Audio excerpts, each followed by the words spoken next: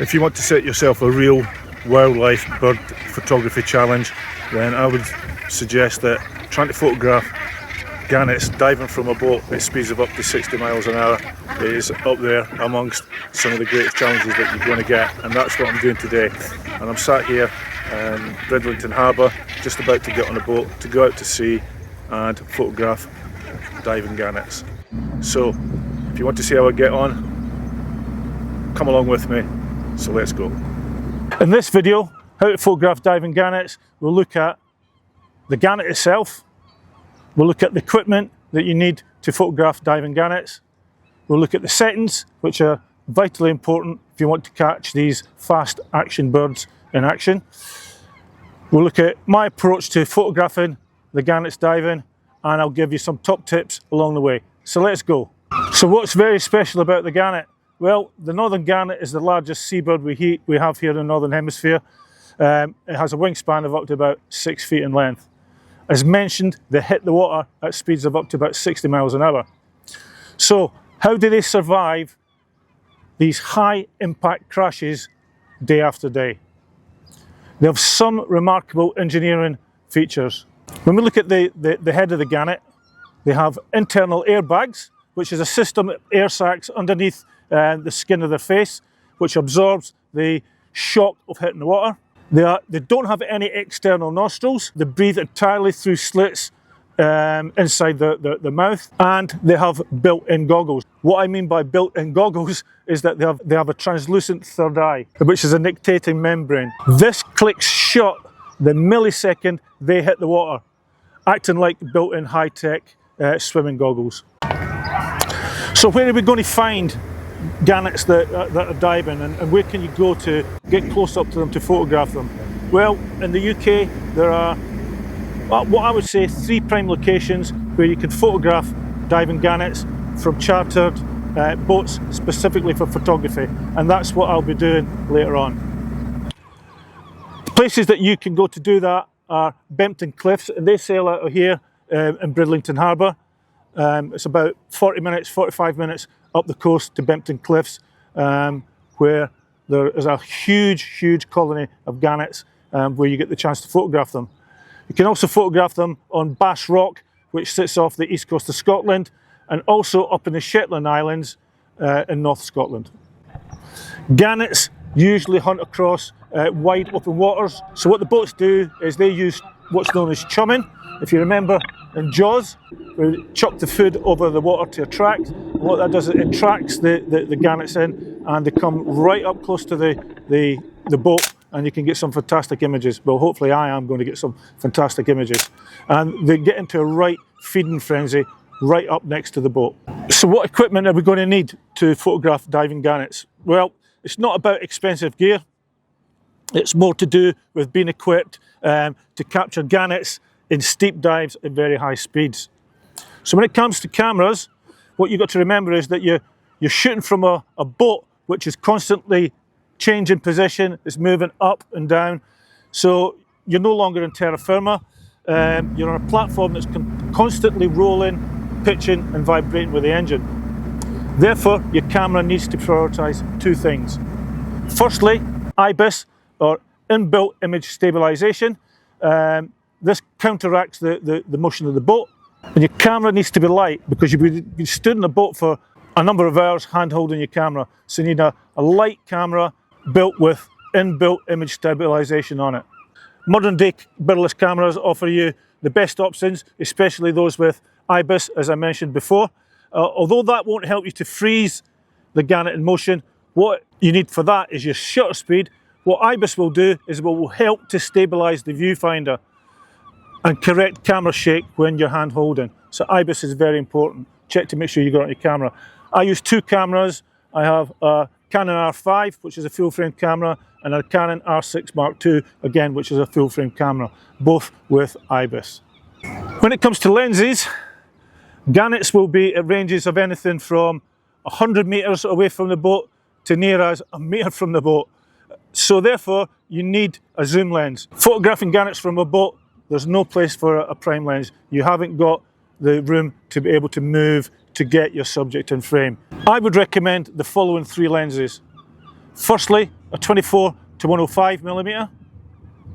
Secondly, a 70 to 200 millimeter. And thirdly, a 100 to 500 millimeter. So starting with a 24 to 105 millimeter lens, a good wide angle lens will give you a good all environmental shots and good close-up images from the boat. 70 to 200 millimeters is great for close-up frame filling images, and it's lightweight enough to handhold with one hand whilst holding onto a handrail to maintain your balance. Remember what I said about you need a good lightweight approach because you're going to be hand holding for quite a while. 70 to 200, fantastic lens for this sequence of photographs. Then a 100 to 500, which is perfect for using on a boat from Gannets at ranges of up to about 100 meters or up close, and its weather sealing is absolutely phenomenal, which is very important on a boat, especially if you're out on rough waters. Other bits of equipment you're going to need or accessories are things like straps. You're definitely going to need a strap. The last thing you want to happen is to hear camera overboard. Straps are a necessary piece of equipment. Next thing you're going to need is waterproofs. One thing for sure, here in the UK, we often have a saying, you get 4 seasons in a day. The weather can constantly change. We're going through a bit of a heat wave at the moment, but even so, out at sea, the water can be quite rough at times, so you need some waterproofs to keep yourself dry. Another useful piece of kit to take with you on a boat is a cleaning kit. Again, sea spray coming off the water, hitting your camera, getting onto your lens. Seawater can be quite harmful to camera equipment, so you need to keep your eye on your lenses and constantly clean them as you progress throughout your session. Filters, especially useful. As I said, at the moment we're going through a bit of a heat wave. It's absolutely bright sunshine here today, and combine that with the fact that water is very reflective and you're also photographing a bird that's bright white. You need to think about, are you going to need a filter on the day to control your shutter speed and the light getting into your camera? Also, filters can act as a protection for your lens. Top tip, ditch the kit. Photographing gannets from a boat, there's absolutely no place or room for a tripod or a monopod. The boat I'm going on tomorrow, there are 12 of us on the boat, absolutely no room at all whatsoever. Your legs are going to be your shock absorbers. Remember, you're going to be hand holding that camera for quite a while. So no room for tripods and monopods, so ditch the kit, top tip. Camera settings. So photographing gannets from a boat, you'll often be met with the following conditions, remembering that the gannet is a large white bird. Remember, it's the largest seabird in the Northern Hemisphere.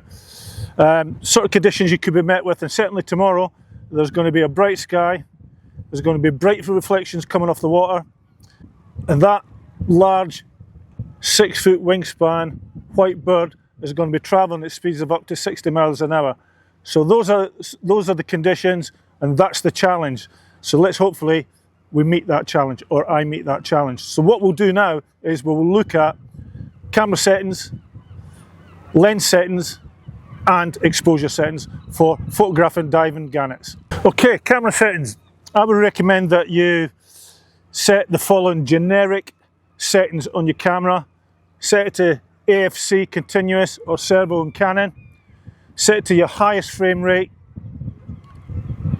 and also look to set your blinkies and the capability of being able to look at your histogram as well, because of the conditions you're going to be faced with. If you're shooting anything that's changing its distance from you, use AFC or servo, and it's great for diving birds. Set it to your highest frame rate. Paired with AFC in the highest frame rate, it gets you the sequences of images as the gannet dives, and ideally what you're looking for is a set sequence of a bird in the air, a bird set to dive, a bird diving, and a bird hitting the water. Top tip, set your blinkies or your highlight alerts and your histograms so that you're able to check them. Large white birds will destroy the highlights in your images, often overexposing your birds if you don't get your settings correct. So set your camera's highlight alerts, which is known as blinkies, and also check your histogram to ensure that you don't clip the right hand side of the histogram, thereby overexposing your images. Don't forget to check your lens settings, especially as we're going to be shooting very fast birds, and we're going to be using very fast shutter speeds. And there's a bit of debate about image stabilisation and should you leave it on. But the fact is that because we're going to be using such high shutter speeds, there's no need to have your image stabilisation on. What can happen is if you leave your image stabilisation on, what image stabilisation does, it searches for vibration, so it's searching for movement. But because we're using such high shutter speeds, we don't need it to be searching, so turn it off. That's my recommendation, and I think you'll find that that would be the recommendation a lot of the top bird photographers. Look at your lens limiter switch as well, but remember these birds can come very close to the boat, very close indeed. So for instance, on my lens, the focus limiter goes from 3 meters to infinity, but the likelihood is I could be getting birds coming as close as 1 or 2 meters from the boat, so I will be setting my focus limiter to full. If you want to learn more about lenses for wildlife photography, again, I did a video specifically about lenses for wildlife photography, and I'll leave a link for that in the description below. When it comes to exposure settings, photographing white birds against a bright sky or reflective water, I keep saying it, it's a real challenge. But what the camera will often do, or what cameras are set up to do, is to try to make the scene mid-grey. It's always searching to set your exposure up for mid-grey. Now, if you're using one of the automatic exposure settings, what that will do, whether you're in aperture priority or shutter priority, the camera will try to take your image to mid-grey, and what can often happen is that your image will be overexposed because of the white bird, the reflective sky, and the reflection of the water. So you need to be careful. What we need to try and do is preserve the detail in the white feathers. So actual exposure settings themselves, first thing we'll look at is the shutter speed. Ideally, you're looking to start at 1/3200th of a second or higher. This will freeze any water droplets from splashes when the bird hits the water, and again, that can make a really good image. It will also keep the gannet's beak sharp at the moment of impact. So minimum shutter speed, 1/3200th of a second. If you've got even more light, then you could even raise your shutter speed. When it comes to aperture, and I'll say it again, the gannet is the largest seabird that we have here in the Northern Hemisphere. I would recommend that you keep your aperture around f5.6 to f8. If you shoot wide open at f2.8 to f4, a slight autofocus miss means you could lose some of the detail. So I would recommend an aperture of around f5.6 to f8. When it comes to ISO, I always shoot in auto ISO to deal with changing light conditions, especially if there's cloud cover. Now, the likelihood is, if it's like today, there is absolutely no light cloud whatsoever, so the light is pretty constant. So therefore, I will probably think I will shoot in manual tomorrow, so I'll set my shutter speed to 1/3200th of a second. I'll set my aperture between f5.6 and f8, and then I'll just leave them. I won't touch them again. And then I'll set my ISO to probably about 200, maybe ISO 100, because it's very bright. And then I don't need to worry about my settings for the rest of the day because the light's not going to change. But if you've got changing light conditions, I would recommend that you shoot in auto ISO. Top tip, go zone. I keep emphasising the speed of these birds, they're travelling up to about 60 miles an hour. Keeping a single tiny autofocus point on them or their eye is nearly impossible. Switch your camera to zone AF. That acts as a great safety net when the gannets start accelerating downwards towards the surface of the water. Do not use full screen auto, or what can happen is that your camera will focus on the waves. So look at your autofocus wide zones and decide which one is the best for you, depending on your camera make and the autofocus systems that you've got. Exposure compensation. If you're shooting in one of the automatic modes, whether it's aperture priority or shutter priority or even auto ISO, your camera's going to make decisions for you. Remember what I said, due to the camera wanting to go back to middle grey. To counteract that, you have to think about using exposure compensation. So with a white gannet, bright conditions, what you should be looking to do is dial in anything from minus 0.7 to minus 1.5 evaluation, or shoot in manual and keep your eye on the histogram and change accordingly if you need to. The exact amount depends on the balance between the gannet and the background. One simple rule is to protect the whites and recover the shadows later in post-processing. Therefore, it's better to underexpose and protect the whites than to overexpose if the conditions are difficult, as they will be tomorrow. I did a 3-part video series for beginners on the exposure triangle, camera modes and exposure compensation, and again I'll leave a link for that in the description below. So if you're shooting automatic modes, you need to think about exposure compensation. I'm a great believer that in wildlife photography, including bird photography, that you need to have a really good understanding of your subject's behaviour.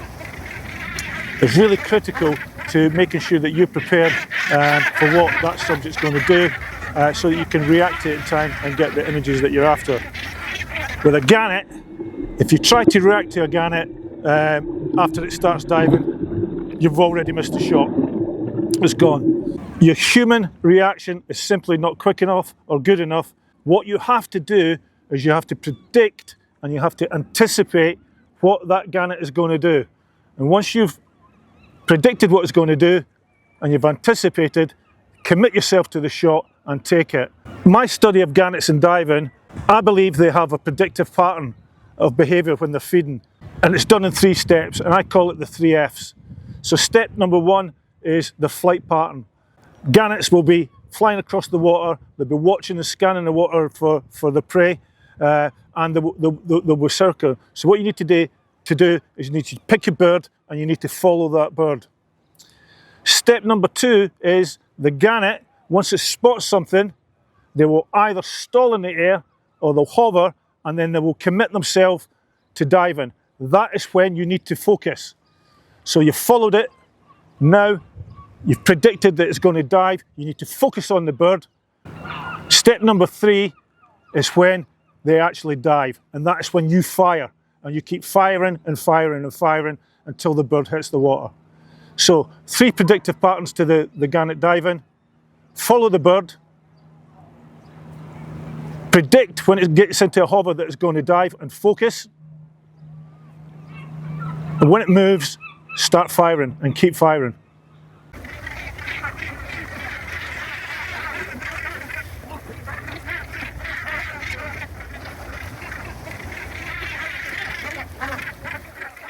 So to summarise, if you want a real wildlife bird photography challenge, I can assure you that photographing gannets diving from a boat is right up there as one of the most challenging projects that you'll ever do.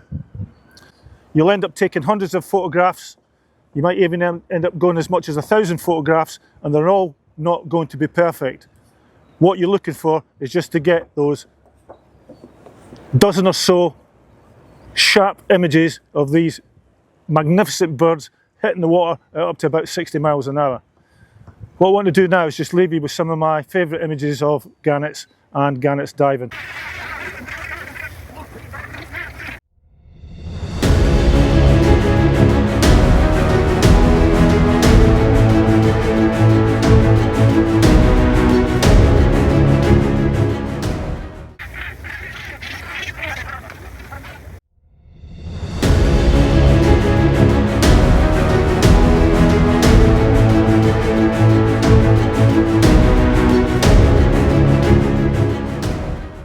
So thanks for watching this edition of Kevin Hatley Photography on how to photograph diving gannets.